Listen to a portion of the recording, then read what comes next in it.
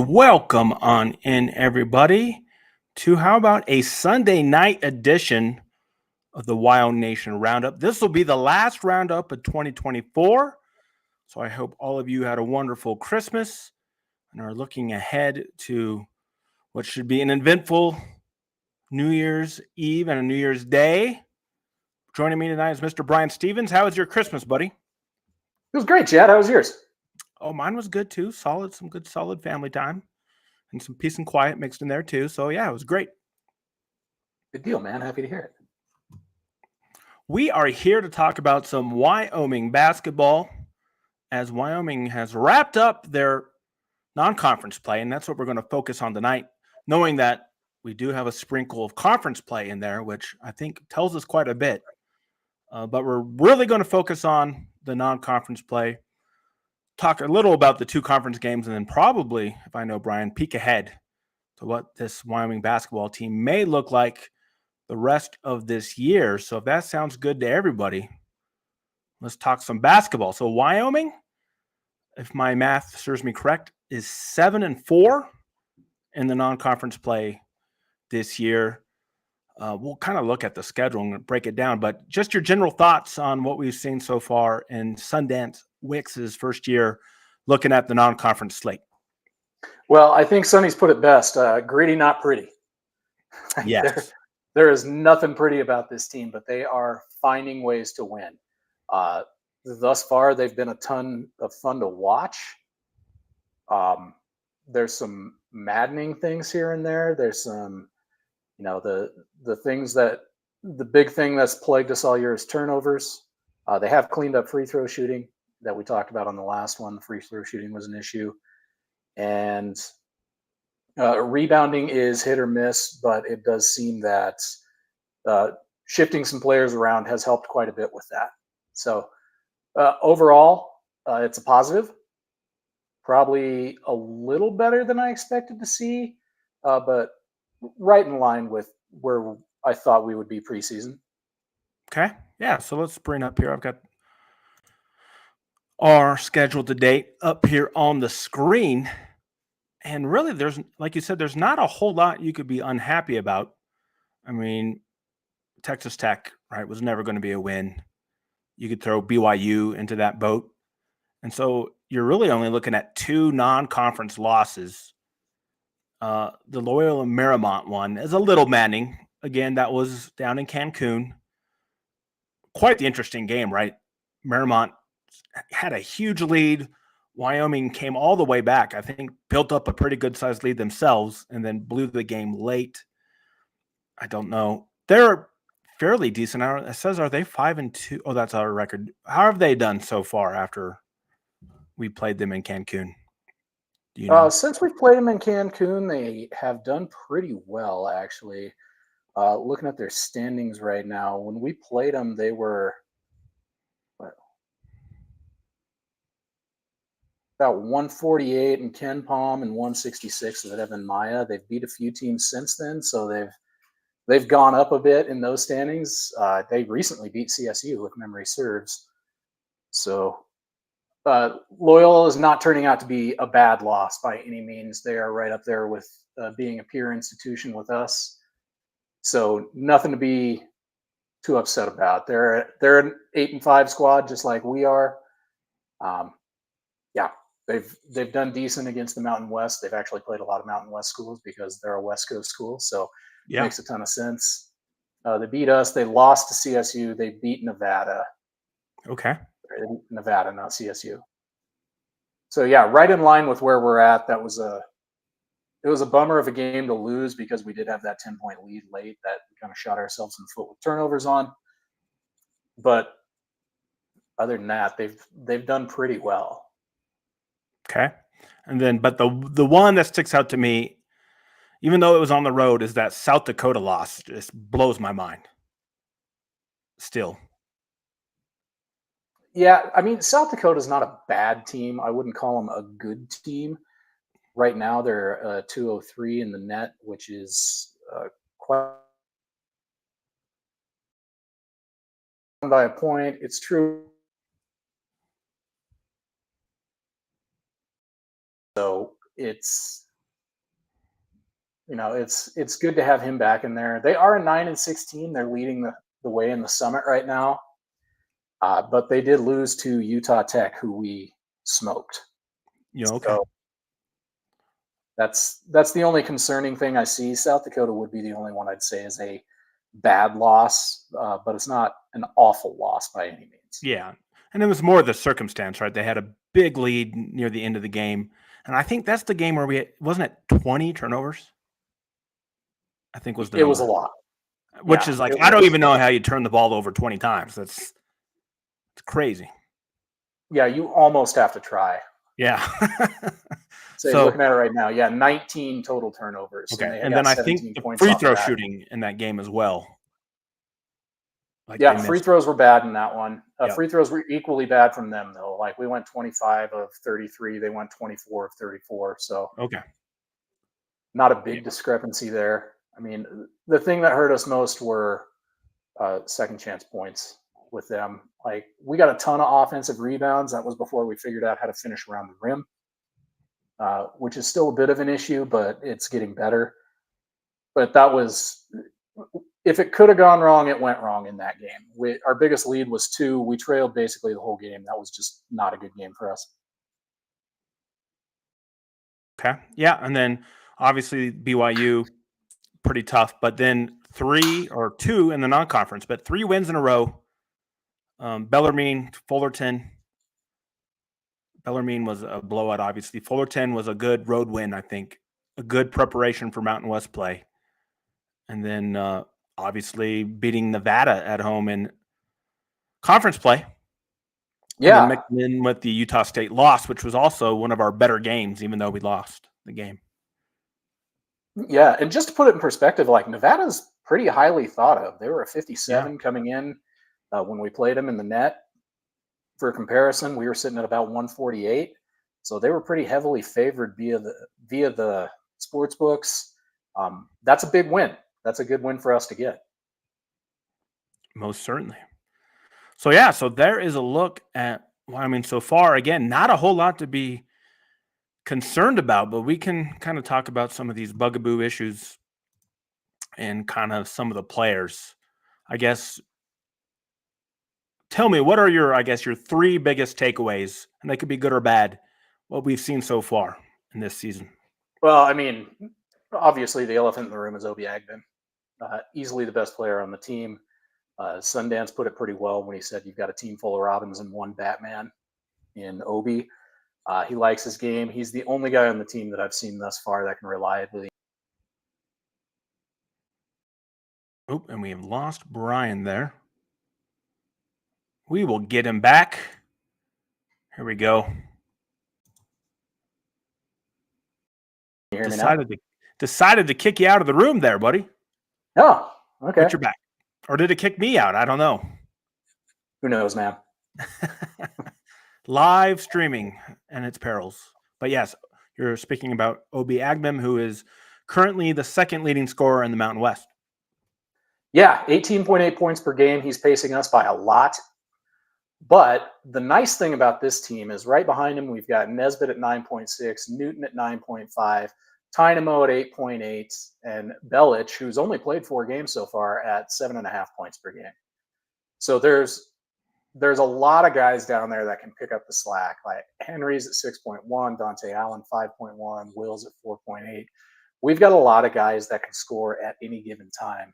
But we do kind of have to lean on Agben to lead the way. Certainly. And when I was looking at the stats, this is pretty mind-blowing. He is also leading the Mountain West in 3-point percentage, and it's like not even close. He's at, I think, 48% or 47% shooting 3. Yeah, 48.6. And yeah, that's pretty good.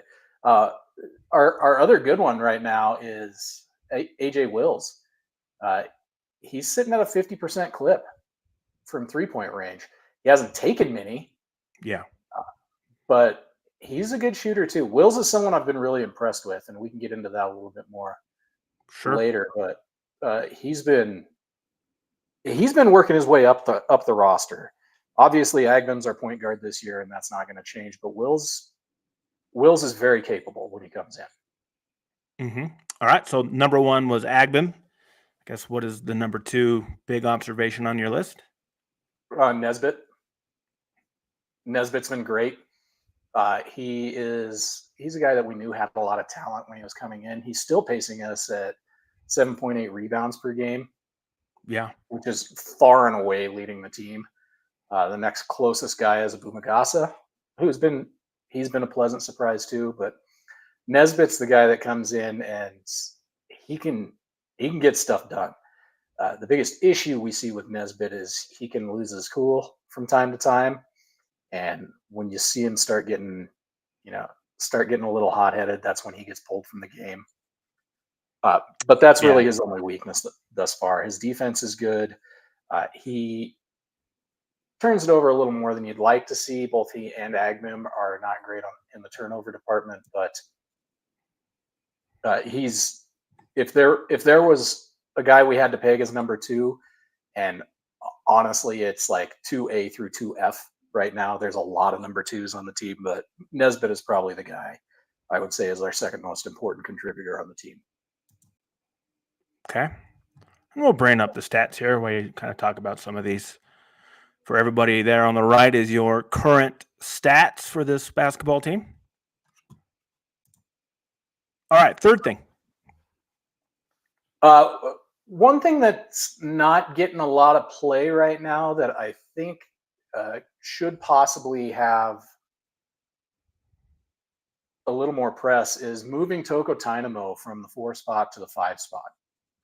So Toko's been coming in to relieve Cole Henry and Scotty Abube rather than playing in the 4. Abumagasa's taken over the 4 pretty well. Okay. And Yeah. his games have gotten much better since then. Mm-hmm. Yeah, and that's been off the bench too, which is I think really helped that second unit. Yeah. His minutes started going down versus South Dakota. He wasn't playing his best at that point, but I mean, he was averaging single digits until he got moved to the 5. And then his last 3 games, which we won, were Bellarmine he had 11, Fullerton he had 13, Nevada he had 15. He's pulling down more rebounds as we go. He's not exactly a rebounding machine by any means, but getting him closer to the basket has been a good thing for us. 100%. No, I agree with that. And it's really helped. And I think So moving on, the big concern I have right now is our bigs.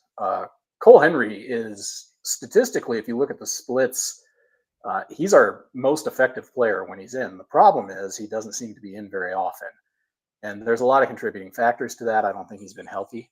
I think he's had some lingering issues that have been nagging him. He does get in some foul trouble down there, Yep. and you know we're a better team when Henry is in. Full stop, without question. But because he hasn't been in much, we've had to rely more on Scotty Abube, who I like his game, but that guy picks up fouls at an alarming rate when he's in.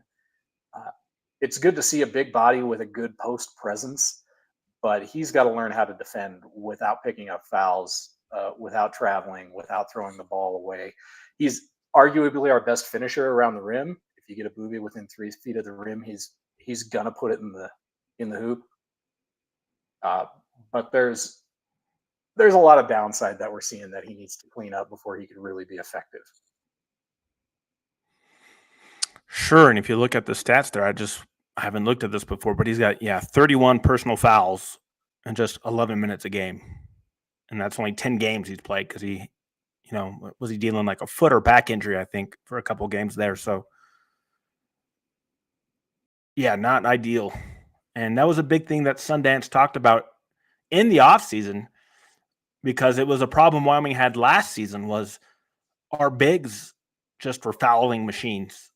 And so we've swapped out all the bigs, right? None of them are returning except for Oleg, who barely plays anymore.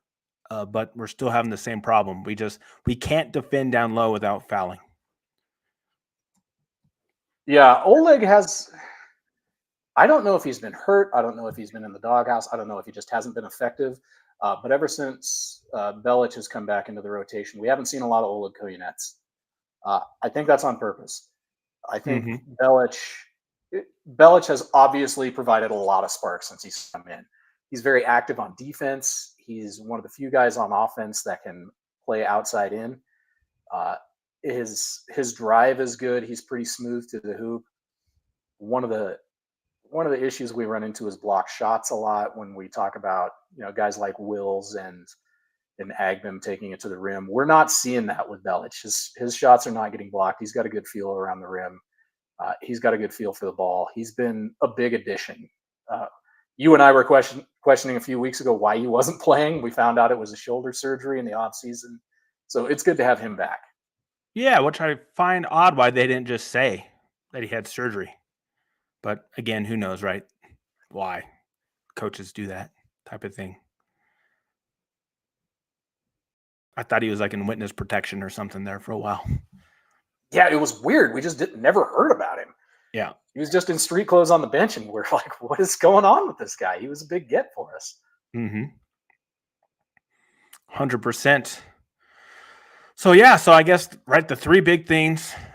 And you said they cleaned some of this up, so let's talk about it. Turnovers, right? That is the big thing. What can Sundance Wicks do to help the team? Or is it just really more of an individual type of responsibility where just guys just have to start making better decisions? I mean, ultimately it falls to the players. You can coach them up all you want, but when it comes down to brass tacks, the coaches aren't turning the ball over; the players are. So they have gotten better. There's not we haven't seen the 4 to 5 possession streak from Obi just turning it over consecutive times down the court in the last few games. So that's helpful. But sometimes when you have to play hero ball, you're going to turn the ball over. And I think that's where we're at with Obi. He's being leaned on pretty hard to make these things happen. Okay. And then the second thing, free throws. You said you've seen some improvement in that department of late. You're breaking up, man. I can't hear Oh, you. yeah, sorry. How about now? We got a little windstorm action going on. I think it's wiping out the old interwebs. Nope, still Yeah, nothing. it's a little gnarly up here in the mountains. Yes, By it mountains, is. I mean Cheyenne and Chad's in like the Denver metro area, but it's still windy. It is. Let's see if this settles down. How about now? No? Let's see here. This is fun, huh? I'll type what I was saying in the private chat. Hopefully it'll pop up. Free throws and why he's doing that. Maybe he can hear me. Maybe you can't hear me. I don't know, people out there. Let's look at this here. Free throws. Had some stats up. Where did they go? I'm looking here. Yeah, the numbers do look better now. 76%, 84th in the country, maybe, I think. In free throws. So that's the last 5 games. I got you. Yeah, it's improved immensely from when we were like 350th or something. Things got pretty ugly for a while there, but we've gotten significantly better, so it's good to see. Okay. And then also of note, you're thinking the close range shooting has improved as well. And let me see if I've got some stats that might back that up. I haven't looked at them. Let's look at our shooting log here. And the shooting heat map that we looked at a couple shows ago when we talked about basketball. And it does look a lot better. Yeah, those numbers have gone up. So that's good there. So, yeah, just the number of layups that we miss is pretty crazy, but it sounds like it. Even on this chart, it looks like it's better, and I'll break that down more later at a later date. And I'll show you this site. I don't know if you missed it. This cbbanalytics.com. I think you'd probably love it. Yeah, I'm gonna have to get on that. I just haven't had time to check it out yet. But that's one of those areas where I think moving Dynamo to the 5 and not having to lean so hard on Scotty, uh, who comes in and picks up fouls and then has to sit, that's helped a lot. Dynamo's really good about finishing in unconventional ways. Yeah, he's pretty Our creative. problems were coming with people bricking it off the backboard or getting their shots stuffed because maybe they didn't have a good angle to it. Dynamo's got a really nice touch to figure out when to fade away, when to take a hook shot, when to do a reverse layup. He's got a really nice touch around the rim. I still think that Abubi is the better option around the rim, but Dynamo has put in some good minutes and is able to make those finishes. Okay. So yeah, so now obviously Wyoming has had 2 early conference games. Road loss to Utah State, a good win against Nevada. I guess kind of what we've seen so far, what is your prognosis for what conference play is going to look like? And I guess it seems to me, just with national chatter, but you probably follow this a little bit more, it seems like maybe the conference is, I'd say, a fair step down than they were from last year. And do you think Wyoming can take advantage of that? I do think they can take advantage of that. Let's not get too high on them so far. Sure. And I'll scroll down here so we can kind of see what Wyoming's got coming up. Obviously, Tuesday night we'll be at home against Boise State. Yeah, so Boise State's good. Boise State's one of the better teams in the conference. They've picked up some good wins lately. They're currently sitting at 54 in the net, Okay. and Yeah. I think they're just barely outside of the tournament picture. So our top teams in the conference right now, obviously Boise State, Utah State, San Diego State, and then we get a little bit of a drop off, and we get into our Nevadas and New Mexicos. So beating that Nevada team was a really good indication that we're going to be able to hang. Again, At it's going to home, be ugly. especially. It's a fun team to watch, but man, it is not pretty. Not even close. Okay. Yeah, and I want to talk to you about that. Offensively, it still seems that we're pretty clunky, I guess is being a kind word for it. It And I don't know. I think it's probably right still getting these players to mesh. And maybe with the tweaks, like you said, the lineup changes, I think things do look a little bit better. But I am at times I watch and I really have no clue what our offensive philosophy or system is.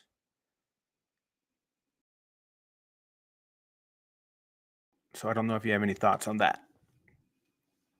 I lost you there for a minute, but on the offensive side, I think our biggest issue is the players meshing together. That's 100% the issue. We seem to not do well when pressured. There's also a weird thing they do when they're trying to set screens. They don't actually set a screen. It's like they fake the screen and then roll off it before the screen is actually set. The guards aren't using the screens. It's really, I don't understand what's going on. I think they're trying to run some misdirection from time to time, but it's like they set something up and then it immediately falls apart. Yeah, no, There's I've noticed that too with the screens. And I don't know why, if you're going to do those screens, they'd never hardly ever do like a pick and roll. And I think if they actually ran it, it would be open quite a bit. I'm kind of surprised that they don't go to that a time or two just to see how it might work. I think it all boils down to how we're finishing around the rim. I think Abube and Henry are the only two people that have enough force behind them to be able to play physically around the rim. When those guys aren't in the game, and Abube has kind of got stone hands when he's down there too. So it's a high risk of turnover when we run a pick and roll to the outside where they can throw it out for a three. We've seen that happen a lot with Dynamo. We've seen that happen a lot with Nesbitt. But when they can roll it back out to the 3-point line, that seems to be successful. It's not my favorite thing to see. I'd rather take the higher percentage shots. But like I said, if they're pressuring us and we can't get open, that's about the only way that we've been able to get a shot off. I do think we're relying way too heavily on the 3, but that's what happens when they're pressuring you on the outside. They're being very aggressive in the post and dropping people back, so that skip across to the opposite side and then a pass down to the corner is something that's been successful for us. But the biggest issue I'm seeing is if we get it on the outside and we can't get it to the corner, it seems to freeze. There's not a drive that happens. It doesn't get passed back out. It's like a full stop. And then, we pass it out to darn near half court and try to set something up. And the shot clock's down to 8 seconds at that point. Yeah. No, I'm noticing the same thing. So we'll see how things work themselves out here. Hopefully, with these different rotations, maybe we'll get some more chemistry, some more timing, and we'll see that clear up and maybe some different things improve as well. But yeah, like you said, as I said, the conference is a little bit down, but it's not like we have a whole lot of talent right now that could take advantage of that. I do think we are a talented team. I think the talent is there. I think it is just really hard to play with a bunch of guys that are coming from a bunch of different backgrounds into the same program, and none of them have played with each other before. A lot of people like to compare Utah State last year to what we did last year, where they're like, the whole team was transferred. It's like, yeah, but Danny Sprinkle brought 4 of his guys from Montana State down with him. Sure. Yeah. That helped a ton. True. All right. Here, so let's just get the schedule back up really quick.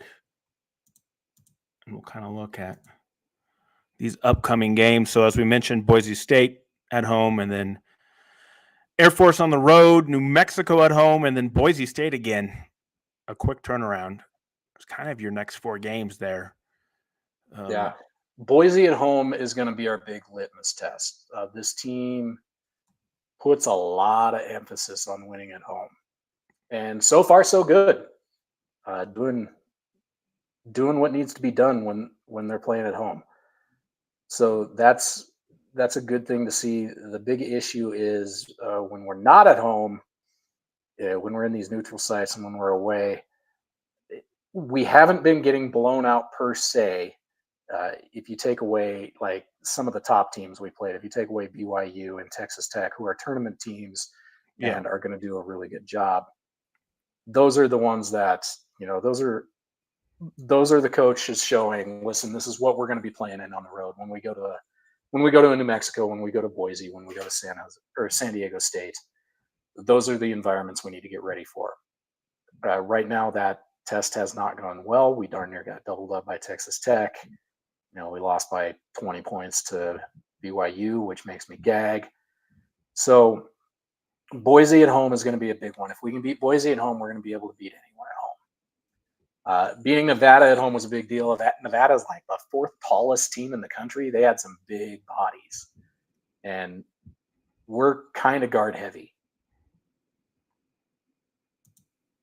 Oh, and there we go again. The wind is wreaking havoc on us tonight. There we are.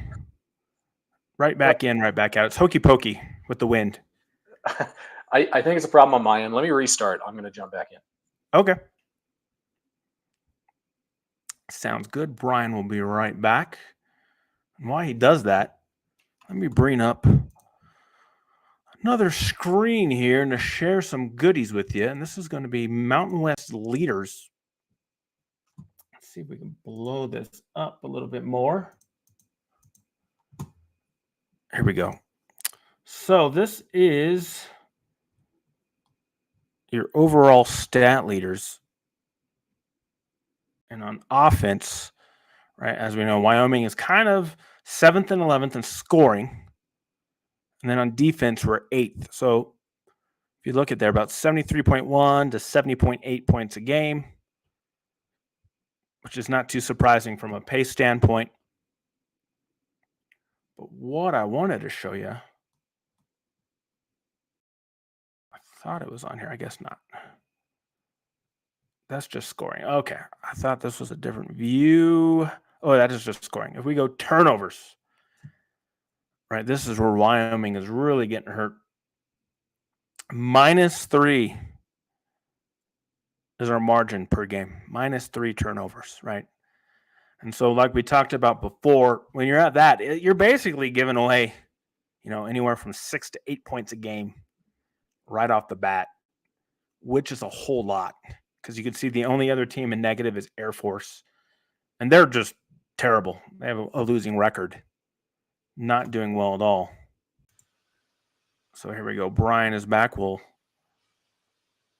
hide that. I was just showing the turnover margin stats in the conference where we rank last, averaging -3.2 turnovers per game. Yeah, man, the turnovers have been our biggest issue. When we can keep the turnovers low, we do well. If we can keep pace with the other team, like when we were playing Nevada, the turnovers were fairly even. We were still a little bit ahead, but turning the ball over is our biggest problem by far. As we were saying earlier, the free throws have been cleaned up. Finishing around the rim has been cleaned up. The rebounding margins have been cleaned up. The free throws are our biggest issue. Mm-hmm. So it's going to be interesting now that we're in conference play. Wyoming gets to play Boise 2 times the next 4 games. So I think we're going to learn a lot about this team in the next 4 games, because sandwich in there, right, I think is a trip to the pit. Did I already kill that page? I didn't. No, it's at home. Sorry. Air Force, or it's New Mexico at home. Actually, we go down to Clune, which is also an interesting place because of just the size and the lack of a crowd. I may be wrong on this, but I'm pretty sure it's the only gym at a higher elevation in D1 than ours. I think that is correct, yeah. Because Clune's up on the mountain, so it's several hundred feet higher than their football stadium. It is. And I don't know, that's on the 4th. What day of the week? Is that a Saturday? It might be a Saturday. Usually I try to go down there because I think it's kind of fun. Yeah, Saturday the 4th in the Springs. To go there. Air Force is one of those teams that's always, they're goofy to play. They lost a ton in the transfer portal, though. Yeah, they did. They had a couple of studs last year. Rightus Petratus, probably one of the best players in the conference, and he bounced, and they've had some struggles replacing that. Bellarmine was supposed to be our test for that. Bellarmine is currently the 10th worst team in the country based on net rankings. So I'm not sure that they prepared us real well. So we'll see how it goes. Okay. And speaking of the portal, I was just thinking of this today. But the recent court ruling that I guess the NCAA is agreeing with now, saying that junior college players, I guess they can count 1 year as non-eligible, and so they're getting extra years. I've heard people talk about what that means for football, but for basketball, just think of the impacts of that. If you can go to a JUCO and get a year. For us, it's a big deal. Obi Agnem's got another year because he was a JUCO player. If we could have Obi for another year, that would do a lot for us. Same thing with Kobe Newton, right? Played a year at a JUCO. Yeah. So those are the only 2 guys I saw that we could get back. But the question, will they? So my fear is that if Agnem gets another year and he's scoring at he finishes first or second in the Mountain West in scoring, he's most certainly going to get poached by a Power 5 school. I mean, maybe would be my guess. Maybe, right? So it's interesting, and right, it's so late in the roster planning. Can you even bring them back? That's why I don't want to talk about football, but that's why Wyoming had 2 junior college football guys enter the portal, getting their extra years, Tyrekus Davis and Farrell, the running back. Right. Wyoming we don't have room for them anyway. So it's probably best that they go just because of the roster crunch thing. But I don't know if this ruling happening earlier in the basketball cycle may help us. And then if Agbem can come back, I mean, that would be huge. And if we can get like a true point guard to come in and have him play at the shooting guard, I mean, watch out, right? Yeah, we've got a couple of guys, like our recruiting class is far from done. I think it'd be really interesting. I tell you, if Pat Stacy watches this, we'd love to get you on the show and talk about this. I think it'd be really interesting to hear his take on the roster building and if that JUCO ruling is going to affect any of the players on our team, and just kind of get a general idea of what they're looking for. Yeah, but I mean, JUCO is a big deal in college basketball, and so if all these JUCO guys are going to get an extra year, I mean, that just is pretty crazy. But the good news is in basketball, I don't know if I mentioned on before, but just let everybody know, it's the opposite situation of football, to where the rosters are being cut down. In basketball, starting next season, if this rule goes through, you're going to be able to carry 15 scholarship players from the current 13. So that might help. Obviously, if Agbem wants to come back with an extra year, with those 2 extra scholarships, you could probably do it. But again, I don't know what planning's been made to what they're looking at in terms of juggling all those numbers. Well, and that brings up an interesting point for a guy like Neil Summers, who is, he's a good student. He's a Wyoming guy, so his tuition is going to be lower. And they might be able to fund that through other means. Like you might be able to fund that through academic scholarships or Hathaway scholarships or things along those lines, and only have a partial scholarship to go towards meals and tutors and, the things that most athletes are going to need to perform at their highest level. I think that's a very interesting way to see it. You heard Jake Dickert talk about the WUI up in Washington, which is, that's been around since you and I were in college, the Western Undergraduate Exchange. And that's out of state players from this Western coalition of states only have to pay 150% of in-state tuition, which is a huge deal. That drives those scholarship costs down. So it'll be interesting to see how creative we get with that. Sure. And then I'm not sure, thinking about getting creative with the scholarship counts, I don't know if you can go over that 15. I think 15 is the limit.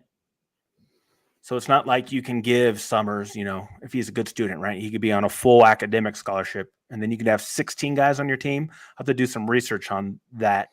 But I do believe 15 is still the cap. Willing to bet it's probably a hard cap like football is. Yeah, like you and I have think it's 15. Yeah, which is too bad because I never thought of that, right? Because right now I know Wyoming, are we carrying just the 2 walk-ons or we have 3 right now? In terms of, we got Court, we got the kid from Sheridan. We've got Levi Williams, Court Roberson. And then the kid from Sheridan. So we got 3 walk-ons, yeah. Yeah, Sheridan. I forgot about him. Mm-hmm. So, again, that puts us at 15, right? And I don't know, some of those walk-ons may have eligibility left. I think, right, Court, this is his last year. I know, is Brown only a junior? Can't remember. Yeah, I think this is it for him. Even if this wasn't it for him, I think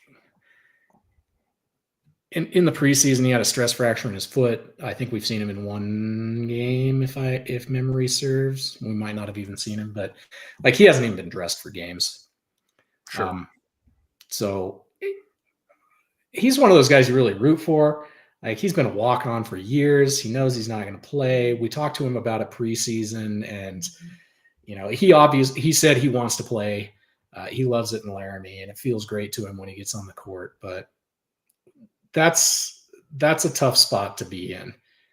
And even if he could get another year, I wouldn't blame him if he didn't take advantage of it. All right. That's weird. It looked like we had a chat, but then it disappeared. So, but yeah, that's basically, we'll have to monitor this whole scholarship situation. But yeah, if Wyoming can get Agbem for another year and he wants to stick around, that'd be huge. But I think they're going to have quite the battle on their hands.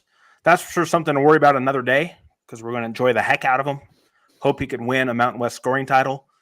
I was just trying to think off the top of my head, when's the last time has Wyoming in the Mountain West ever had the leading scorer in the league? I was going to do the research, but it was too tedious. Maybe Jay Strait. I don't know if he ever led the league. I doubt it. But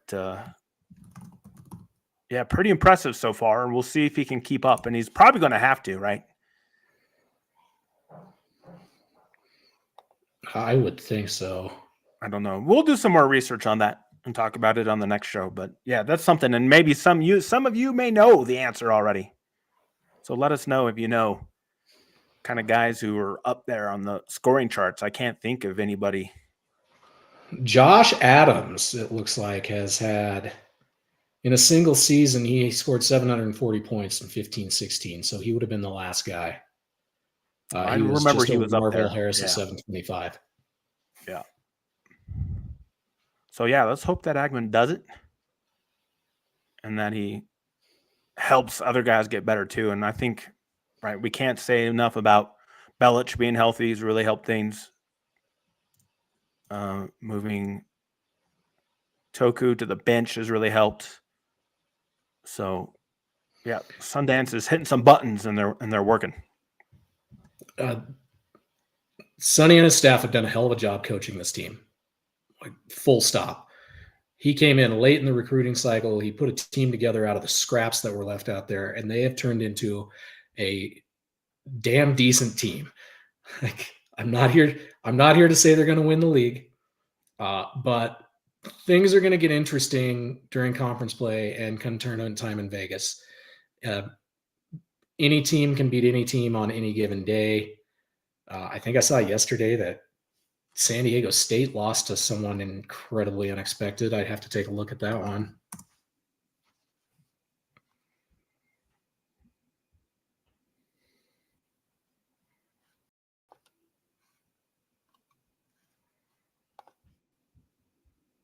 All right, he's looking that up. And while he's doing that, it seems like the Twitter feed might be working better. On my end, it's still breaking up. But hard to say. We still need to get in touch with Streamlabs and Twitter and see what the heck's going on with all this. But yeah, Utah State took down San Diego State last night, 67-66.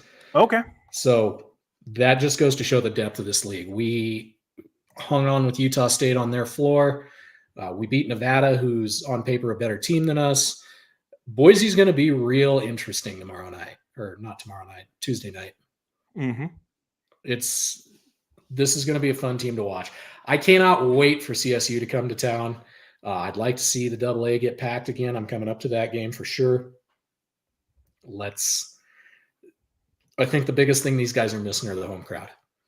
I know Wix and company have done a good job talking to the students, but I'm in Cheyenne, Chad's in Denver. If you're in the area, Cheyenne, Denver, Laramie, any of those, please get up to the game as best you can. We'd love to see you there. The team needs you there. Let's get the AA rocked again because this is a good team. It's not a Mountain West winning team. We don't have Josh Adams and Larry Nance on the team, but it's a fun team to watch, and they deserve every bit of support we can give them. There we go. I think that is the perfect way to end this show. So thank you, everybody, for joining us for the last roundup of 2024. We'll be back soon in 25, talking basketball, and then, of course, all the portal stuff that's going on in college football. We'll have college football playoff stuff to talk about, which has been quite the topic, and we'll have more games coming up midweek this week, right, with the quarterfinals. So, yeah, so everybody enjoy all the sporting events. Have a great new year.